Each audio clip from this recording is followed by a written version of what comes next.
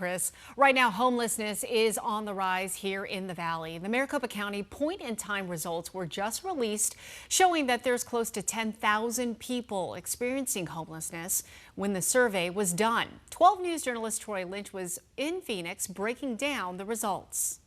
Yeah, the point in time count is actually a part of a national effort to find a certain amount of people that don't have access to stable housing. Now, here in Maricopa County, I actually, this past January, got to be a small part of the count, going with volunteers and officials through the Phoenix streets and alleys just so they can get their count. And then the results 5 months later are officially in. So according to the Maricopa Association of Governments, or MAG, the number of individuals experiencing homelessness increased by 3%, with the final number being 9,734 people in Maricopa County alone.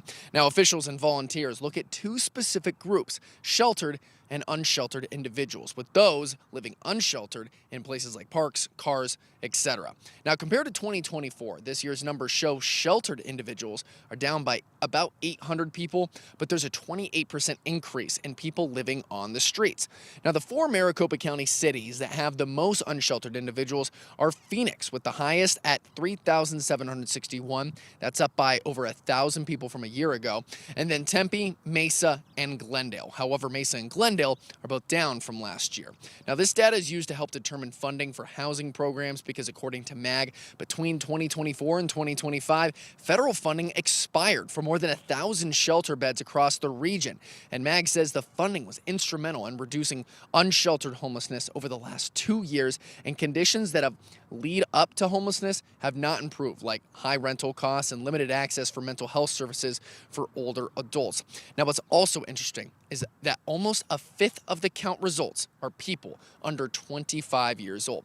Now, the count results will help local organizations deem into how to better handle the homelessness situation that we obviously have here in the county. However, that data is actually going to be going also to the U.S. Department of Housing and Urban Development, where they are going to use it to support homeless assistance programs. Now, what's interesting is obviously we saw that 3% rise from this time last year. However, it's only been a 1% increase from 2023 to 2025 in Maricopa County.